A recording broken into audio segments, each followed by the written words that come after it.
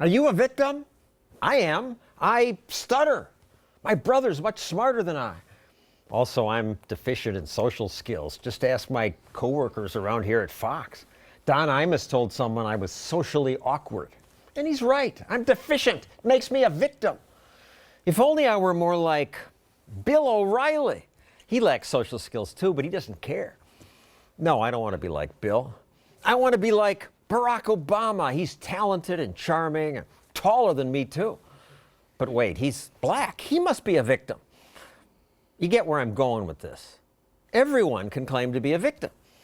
Now, there are real victims, the mentally ill, children neglected or abused by parents, the billion people on earth who must try to live on $1 a day.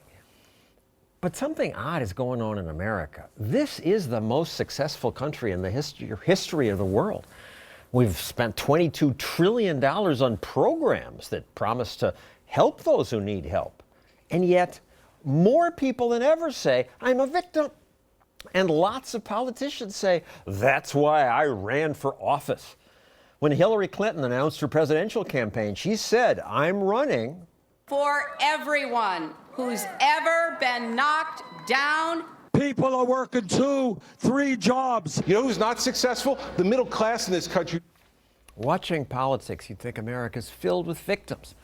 Catherine Mangu Ward writes about that for Reason magazine, and talk show host David Webb discusses victim culture on his radio show. So, David, I guess you're a victim. You're black. Well, I'm a little confused. The whole narrative is that because I'm black, at some time, somebody discriminated against me. Well, unless they did it to my face, which no one's had the guts to do. Never? No. You cover this and focus on how politicians encourage victimhood. For any government official, it makes sense to have more people to help. That's how you expand your domain. So by redefining people who might not even think of themselves as victims as in need of government assistance, you wind up becoming more powerful. It's a pretty simple equation. They also want to expand their bureaucratic turf, and saying, oh, look, I just found another 10 million people who need food stamps is a great way to get more authority if you run the food stamps program. But they do that because they need to stay in business. Have you ever met a bureaucracy that wanted to put itself out of business? Or ever did. They're there forever. Yeah. And look at them all. We have a list here of just some of the assistance programs for alleged victims. Medicare, Medicaid, the CHIP, the Children's Health Insurance Program, housing assistance, Indian Health Service, the Special Milk Program, the Earned Income Tax Credit. It goes on, and it didn't end poverty. You know, this idea that we're spending this huge amount on welfare, we live in a country that's richer than ever. Certainly it's true that some of that money does go to help people who are genuinely in need. If you spend $22 trillion, you're going to help some people. We've spent trillions on poverty since the Great Society, the war on poverty, and our percentage of the population that still lives in poverty relative still the same. So are we really just creating an underclass of people who depend on government? The bureaucracy, in order to perpetuate itself, creates a low bar to participate in these programs. The children are raised in this, they bring children up in this, and you start to see this, and this is why we are where we are. On the phone, you said to my producer, the welfare state is insidious. Yes, it is. And I actually looked that up because I know what it means, but I want to know exactly what they say. Proceeding in a gradual, subtle way, but with harmful effects. Harmful but enticing. Yes. When you create dependency, you don't do it by going to someone saying, I need you to be a dependent. You sell them sunshine. You will have all the things you need. But along the way, you lose either the impetus or the incentive to provide for yourself. We have government saying, don't worry, we've got it covered. We've got everything under control. Churches, you can step back from adoption proceedings or aid to families who are in crisis. Even everything from private insurance companies, right? That when we have a natural disaster, the federal government steps in and starts dispensing cash, even to people who could and should have bought their own private insurance. So they don't. What it means, though, is that we ultimately are weaker as a society. Government says, you're all victims, but it's okay because we can help you. And meanwhile, people are not engaging in the kind of behavior that lets them help themselves.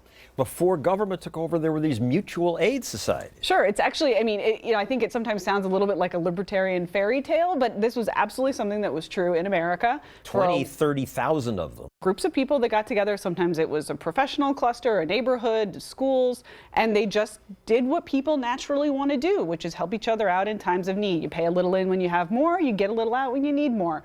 This is not something that's a magical skill that only governments have.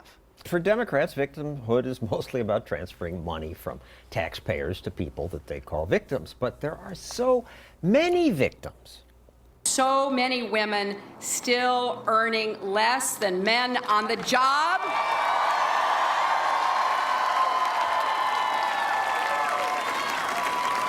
And women of color often making even less. Catherine, what I don't get here is they're applauding people making less. It's definitely a creepy scene there. Yes. It's like, ladies, underpaid. I think obviously what they're applauding is the now inevitable follow-up sentence that comes after that statistic is cited, which is the government needs to do something. We're going to pass a bunch of laws. We're going to investigate employers.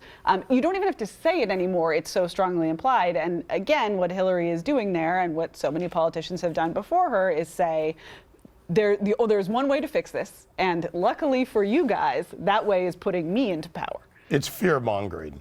They're playing on the fears of people that you will not get ahead without them. And these studies have been debunked. The facts are there. The choices people make affects how we earn, men or women. But they need to sell you fear, because fear makes you dependent on them, John. It makes you go, well, hold it. You mean I've got less chance? I need you. You're my champion. It works. It works for them. Hillary is constantly talking about workers being abused, and this confuses me because we don't like unemployment. Not working really hurts people, but then when people get jobs, Hillary says the jobs are abusive. In her campaign announcement speech, she said she was running for president. For the factory workers and food servers who stand on their feet all day. It's like applaud suffering.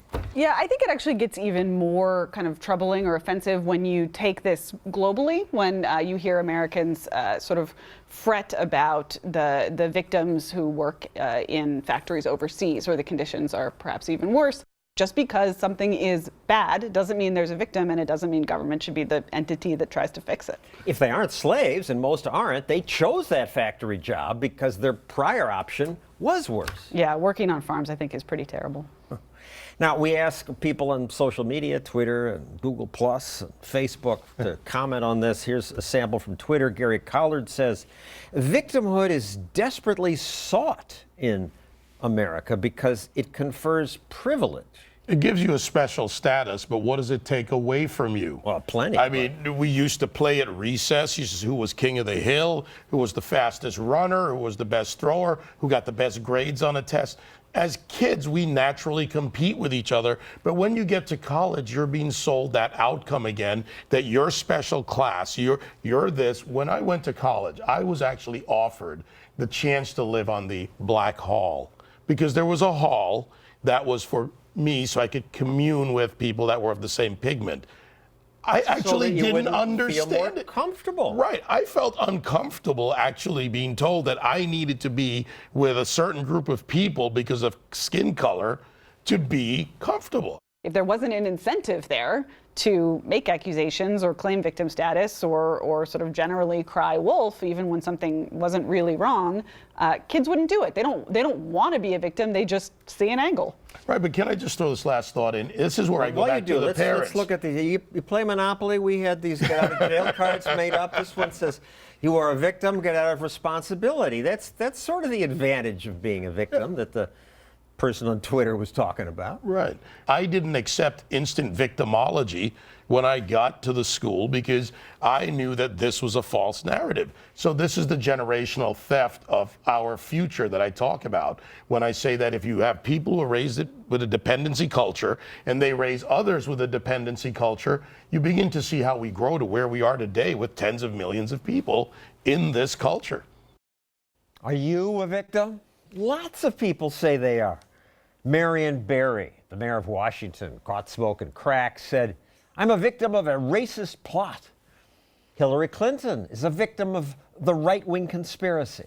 Lindsay Lohan drives drunk and breaks parole and then complains she's a victim of cruel and unusual punishment. Michael Sam says his NFL career would have gone better had he not come out as gay. Most everyone's inclined to complain. In fact, I'm a victim. I'm a stutterer.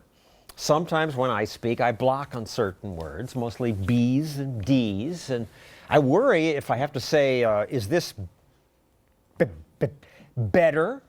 When I fake a stutter, it becomes a real one. That I'll block like that and humiliate myself.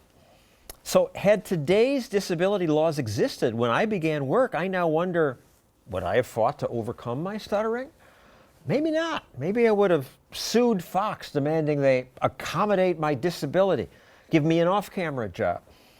Or maybe I would have just stopped working, collected a government disability check. So I'm glad today's disability laws didn't exist then, because without having them as a crutch, I pushed through, mastered speaking, and I'm here. Things are good. Well, not always good. There was the day when I was doing a report on how pro wrestling is fake, and this happened. I think this is fake. You think it's fake? The wrestler was 6'6", 260 pounds, so that hurt. Then he hit me again. Afterward, loud noises hurt my ears. I felt like a victim. Someone then said that the wrestler's boss, Vince McMahon, told the wrestler to hit me, so I sued McMahon. And as part of the lawsuit, McMahon's lawyers demand that I see a doctor that they chose. Their doctor then told me, I think your ear pain is a jurosomatic illness. What? I said. He answered, jurosomatic, like psychosomatic. You hold on to your pain because you're involved in a lawsuit. Well, I was furious and I screamed at him. You haven't even examined me and you make this accusation? But guess what? After McMahon settled the lawsuit, my ear pain gradually went away.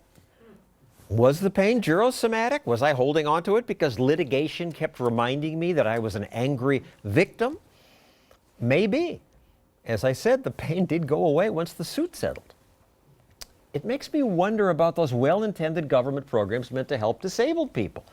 Social Security disability payments once went to blind people, people in wheelchairs, people who clearly were disabled. But now billions of dollars go to people who say they're disabled by things like headaches and back pain, stress. America spent $46 billion on disability payments in 1990. Last year, it was more than triple that, and the program will soon go broke. But the increase in payments makes no sense. Medicine has improved since 1990, and people do less hard manual labor. There should be fewer disabled people. Why are there more? Are the people suffering from those headaches and backaches lying? Some probably are, but I bet many have real pain. So is it jurosomatic pain or government handout-o-matic pain? I don't know what the right word is, but I do know that when you reward something, you get more of it. And most of us sometimes feel sorry for ourselves, feel like a victim. By catering to that, we encourage people to be victims. 200 some years ago, our forebears crossed oceans and the prairie knowing that they might suffer or die. Some did end up being victims, but they were proud of striving, not proud of suffering. They accomplished much more because of that. Living consists of confronting the weaknesses, the failings that we all have. That's the stuff of life.